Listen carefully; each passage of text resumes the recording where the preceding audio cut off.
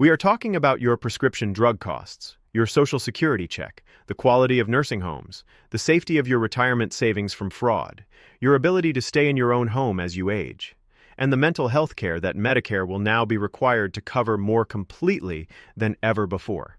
And here's the part that almost nobody is telling you right now. Not every benefit that this ruling unlocks is automatic.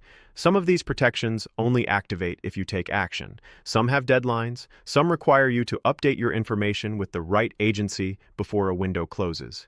Miss the steps, and you miss the money. It really is that simple. So, today we are breaking down every major change that this Supreme Court ruling now makes possible in plain and simple English. No legal jargon, no political spin, no confusion, just the facts you need so that you and your family know exactly what you are now entitled to, what has changed, and what to do next to protect your future. Stick with me until the very end, because the most important action steps are coming later in this video, and you do not want to miss them. Let me start with the background you need to understand, because this ruling did not come out of nowhere, and the 7-2 margin is significant in a way that most news coverage is not explaining. For years, the legislative framework for elder care in the United States has been stuck in a legal and political holding pattern. Major reforms passed by Congress would face immediate challenges in the courts. Nursing home staffing mandates got tied up in litigation. Drug pricing negotiation authority got challenged by pharmaceutical industry groups before the ink was even dry. Housing accessibility funding got frozen by legal disputes over federal authority. And seniors, the people who actually needed these changes to take effect, waited and waited while the legal battles dragged on for months and sometimes years. What the Supreme Court just did with this 7-2 ruling is deliver a definitive answer to the fundamental question that was at the heart of all those legal challenges. Does the federal government have the constitutional authority to mandate specific elder care standards, enforce nursing home accountability, and direct the implementation of senior-focused healthcare reforms through the existing Medicare and Medicaid infrastructure? 7 justices said yes, 2 said no, and the margin matters. A 5-4 decision can feel fragile, like one retirement or one illness away from being reversed. A 7-2 decision signals that a broad consensus of the nation's highest legal minds has looked at this question and reached the same conclusion. The constitutional foundation is solid. The implementation can now proceed. This is not just a legal technicality. When the Supreme Court speaks this clearly and this decisively, it changes how every agency, every nursing home, every pharmacy, and every financial institution in America has to operate. The lawsuit strategy that has frozen so many elder care reforms for so long is now significantly weaker, and that means the changes that seniors have been waiting for are finally actually coming. Let me walk you through what each of those changes looks like in practice, starting with the one that affects the largest number of people immediately. The first and most immediately impactful change involves prescription drug pricing. This has been one of the biggest fights in American healthcare for the better part of 2 decades, and the Supreme Court ruling removes the last major legal barrier to full implementation of Medicare's drug price negotiation authority. For decades, Medicare was legally prohibited from negotiating drug prices directly with pharmaceutical companies. Let that sink in for a moment. The single largest purchaser of prescription medication in the entire country was not allowed to use its purchasing power to bring prices down. Private insurance companies could negotiate. The Department of Veterans Affairs could negotiate. But Medicare, which covers more than 65 million Americans, was legally prevented from doing the same thing that every other major buyer of pharmaceuticals was doing as a matter of basic business practice. The result was that seniors in the United States were paying some of the highest prescription drug prices in the entire world for the exact same medications that people in Canada, Germany, and Japan were getting for a fraction of the cost. A drug that cost $300 a month in this country was available for $40 a month across the northern border. The same pill, the same dosage, the same manufacturer, different country, dramatically different price. And the people paying those inflated American prices were overwhelmingly elderly Americans on fixed incomes who had no power individually to push back. Now, with the legal challenges cleared by this Supreme Court ruling, Medicare's negotiation authority moves into full and unobstructed implementation. What does that mean in real dollars? If you are currently spending $200, $300, or even $500 a month on medications for diabetes, heart disease, blood pressure, arthritis, or other chronic conditions. There is a strong likelihood those costs are coming down on a rolling implementation schedule that is now legally cleared to move forward without further obstruction. The ruling also clears the way for the hard cap on annual out-of-pocket drug costs for Medicare beneficiaries to take full effect. There is now a ceiling on what you will ever pay in a single year for your prescriptions. No matter how many medications you take, no matter how expensive they are. For millions of seniors who have been forced to make the heartbreaking calculation between filling a prescription and buying groceries, this is not a small change. This is a structural transformation in how healthcare cost exposure works for older Americans.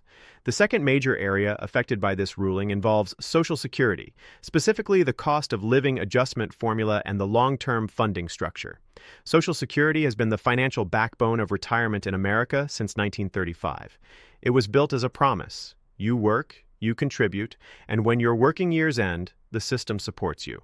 But over time, the mechanics of that promise started drifting away from the reality that seniors actually live every day. The annual cost of living adjustment, which everyone calls the COLA, is supposed to protect your benefits from inflation. Every year, the Social Security Administration looks at inflation data and adjusts your monthly check accordingly. But the formula being used to measure that inflation has been tracking the spending patterns of urban wage earners and clerical workers, not the spending patterns of retired seniors. The problem is that seniors spend very differently from working-age adults. They spend significantly more on healthcare, prescription medications, and in-home assistance, and those categories rise in price faster than almost any other part of the consumer economy. The result has been a systematic and compounding gap between what the official COLA says your benefit should cover and what your life actually costs. Over years and decades, that gap adds up to real money coming out of the pockets of people who cannot afford to absorb it. The reforms now cleared by this Supreme Court ruling push forward the adoption of an alternative inflation index specifically designed to track senior spending patterns. Your annual Social Security adjustment will begin more accurately reflecting what your life actually costs. Over time, this can mean hundreds of additional dollars per year for the average beneficiary. On a fixed income, where every dollar counts, that is a meaningful and lasting improvement. The ruling also removes the legal clouds hanging over the structural reforms to Social Security funding that were designed to strengthen the trust fund and prevent the automatic benefit cuts that experts had been warning about. Nobody wanted to see those cuts hit. Now, the path to preventing them is legally cleared. The third area is nursing home reform, and this is where the ruling has potentially the most urgent human impact, because people's lives and safety are on the line right now in facilities across this country. The hard and uncomfortable truth is that nursing home abuse and neglect in America has been a persistent and documented problem for a very long time. Reports from the Department of Health and Human Services have shown for years that a significant percentage of facilities have been cited for serious violations. Understaffing leading to residents sitting in soiled clothing for hours, medication errors causing preventable harm, physical restraint used inappropriately, inadequate nutrition, and in the worst and most heartbreaking cases, outright physical and emotional abuse of people who had no ability to defend themselves or escape. The facilities that engaged in these practices have often faced consequences so mild that they were essentially treated as routine operating expenses. Fines small enough that a facility could absorb them without meaningfully changing how it operated. With the Supreme Court's ruling clearing the constitutional path for these reforms, nursing homes that receive Medicare and Medicaid funding, which is the vast majority of all facilities in the country, are now subject to significantly stricter staffing requirements. The new rules mandate minimum staffing ratios. There must be a specific number of trained caregivers available for every resident in the building at all times, not just on paper in an administrative log, but in the building, present and available. This sounds bureaucratic when you describe it in policy terms. In real life, it means your mother, your father, your spouse, or your loved one will actually have a human being who can respond when they call for help.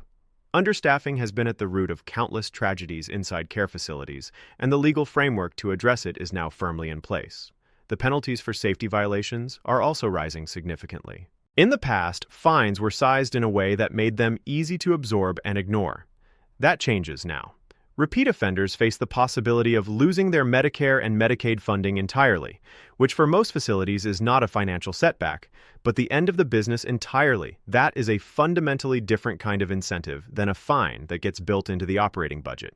The new transparency requirements are also significant. Nursing homes must now make their inspection reports, staffing data, and violation histories easily and publicly accessible. When you are researching a facility for yourself or for a loved one, you will have access to real information, not just the cheerful marketing materials left on the welcome desk. The fourth area is elder financial fraud protection, and I want to spend real time on this because it is a silent epidemic that receives nowhere near the attention or resources it deserves. Every single year, older Americans lose tens of billions of dollars to financial predators. The schemes arrive in every form you can imagine.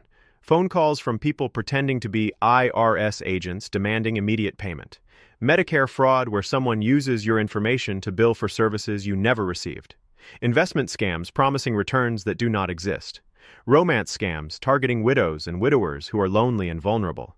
Contractors who take a large deposit for home repairs and simply disappear. And among the most painful of all, family members or caregivers who slowly and quietly drain the accounts of someone who trusted them completely. The FBI has ranked elder financial exploitation as one of the fastest-growing crimes in the country for years. Victims often feel too embarrassed or too confused to report what happened to them. Many do not even fully understand that they have been victimized until the damage is catastrophic and irreversible. The reforms now cleared by this ruling create dedicated funding streams to fight back against this epidemic. That means more investigators trained specifically to recognize and pursue financial crimes against seniors. More resources directed toward victim recovery and support services. Stronger coordination between federal agencies, state law enforcement, and the financial institutions where so many of these crimes first become visible. Banks and credit unions are now strongly encouraged and in many cases formally required to flag suspicious activity in accounts held by seniors and to follow specific reporting protocols when they see patterns that suggest exploitation. A sudden large withdrawal from an account with a long stable history, multiple wire transfers to an unfamiliar destination in a short period of time, a new name suddenly added to a long-standing account with a senior account holder. These are the kinds of patterns that financial institutions are trained to recognize and are now legally expected to act on. The bill also funds public awareness campaigns targeting seniors directly, because the honest truth is that the strongest and most reliable defense against financial fraud is knowledge. When you understand exactly how these schemes work, when you have seen the specific tactics and the specific scripts that predators use, you are dramatically less likely to fall for them. Awareness is protection. The fifth area involves housing and the ability to age in place. And for most seniors, this touches something deeply personal. For the majority of older Americans, the home they live in is not just their largest financial asset. It is the center of their entire life.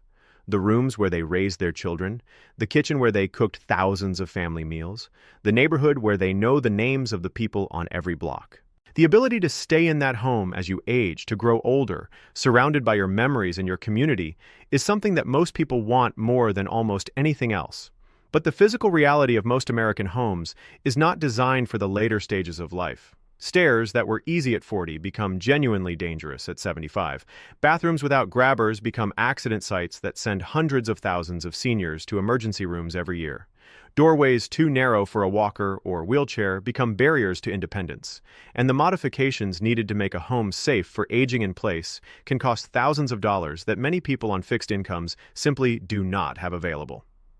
The reforms now legally cleared by this ruling significantly expand funding for home modification assistance. Through grants and low-interest loan programs, eligible seniors can now access financial help to install ramps, widen doorways, add walk-in showers, improve lighting, and make kitchens and bathrooms more accessible and safer. These are not renovations of convenience. They are basic safety upgrades that can be the difference between staying in your own home and being forced into a care facility years before you are truly ready. The reforms also invest in expanding affordable senior housing. More broadly, including communities designed with accessibility, health care access, and social connection built into the structure from the beginning. Because there is something important that most people do not realize. Chronic loneliness in older adults is, according to research, as harmful to your physical health as smoking 15 cigarettes a day.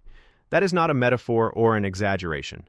That is what the research shows. Investing in housing that keeps seniors genuinely connected to other people is not a soft social goal. It is a concrete health intervention with measurable outcomes. The sixth area is mental health access, and I want to address this directly because it does not get the conversation it deserves. Right now, accessing mental health care through Medicare is often complicated, expensive, and frustratingly limited. Many therapists and counselors do not accept Medicare patients because the reimbursement rates have historically been too low to make it financially viable for their practices. And the stigma around mental health among older generations, people who grew up in an era when these things simply were not talked about openly, has meant that millions of seniors are carrying enormous emotional weight without any professional support. Grief is one of the most common experiences in later life, and one of the most inadequately addressed. Loss of a spouse, a lifelong friend, a sibling, chronic pain that never fully goes away, the fear of becoming a burden to the people you love, the anxiety that comes with cognitive changes or mobility limitations. These are real and heavy emotional experiences that millions of older Americans carry every single day. The reforms cleared by this ruling improve reimbursement rates for mental health providers serving Medicare patients, which makes it economically viable for more providers to serve this population.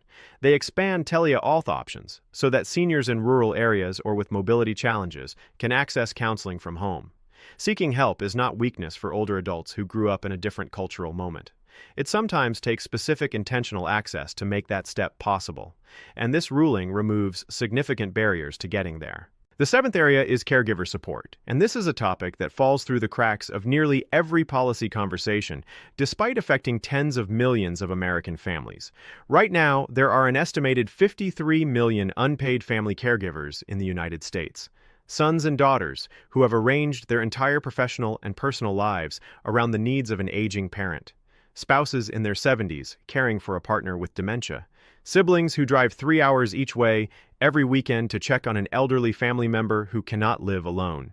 These people have taken on enormous responsibility without formal training, without financial compensation, and in most cases, without any meaningful structural support from the government or the healthcare system.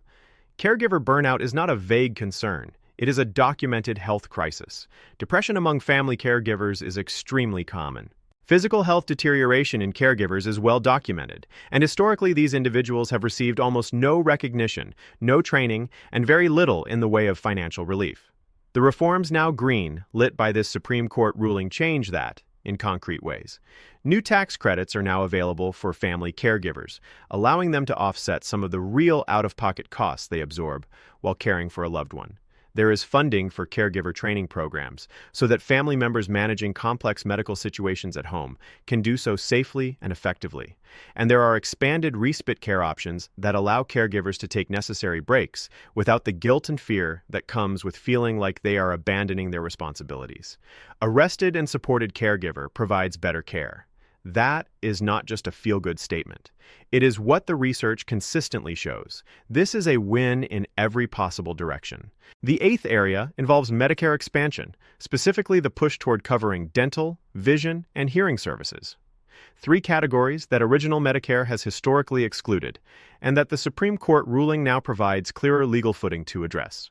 Right now, original Medicare does not cover routine dental care, routine eye exams, or hearing aids. For most working-age Americans, that gap is covered by employer-sponsored insurance.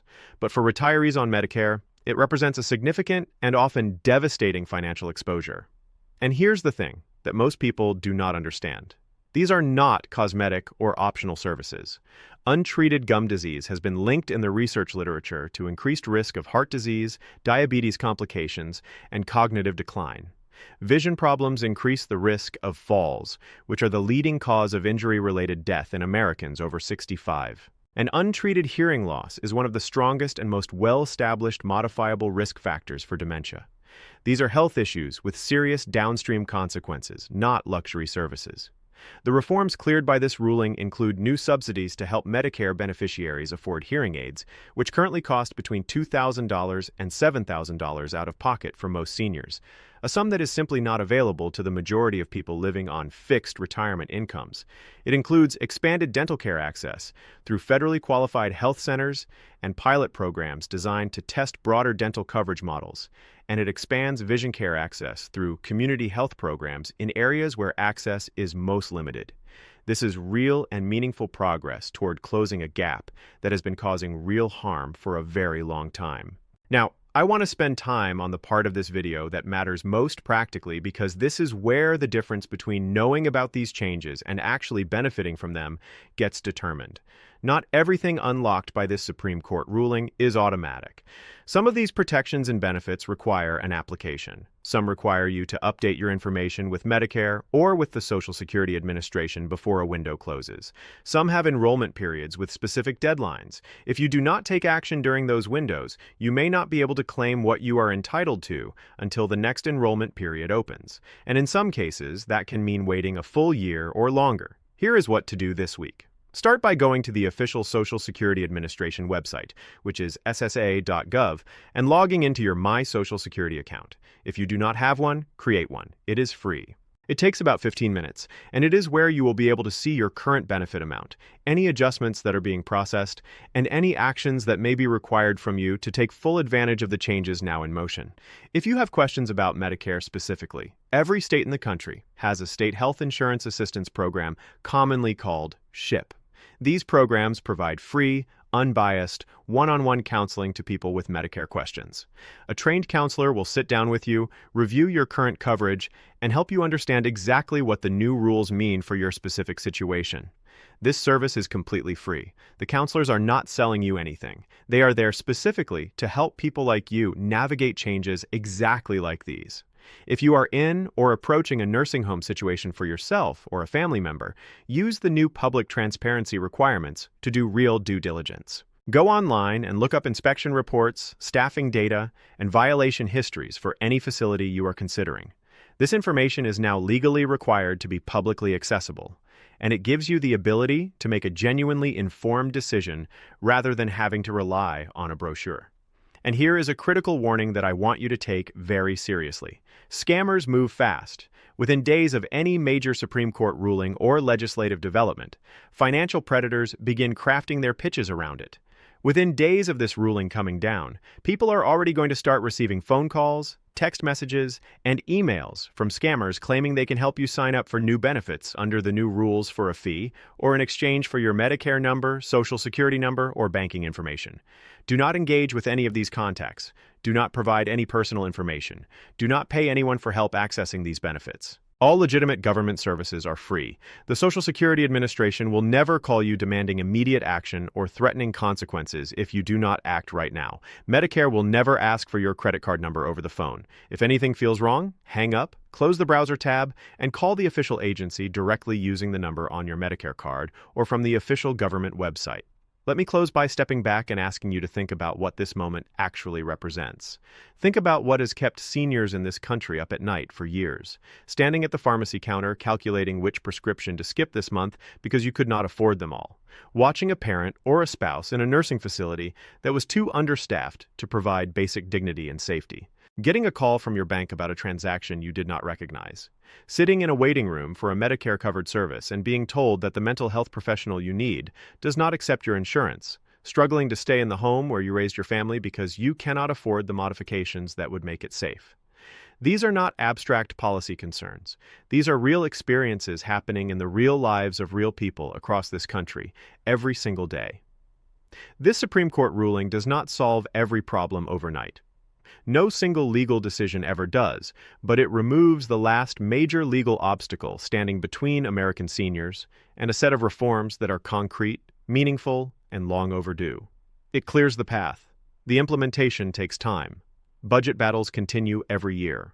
The industries that benefited from the old system, pharmaceutical companies, irresponsible nursing home operators, financial predators, will not simply accept this without continuing to fight. They will challenge. They will lobby. They will look for every avenue to delay and dilute, which is exactly why staying informed matters. An informed public that understands what is at stake and knows specifically what to do is the strongest protection for any legal or legislative gain. Knowledge is power. In this case, it is also money, safety, and peace of mind. Stay informed, take the steps, and do not let anyone tell you that you have to wait any longer for what you have already earned.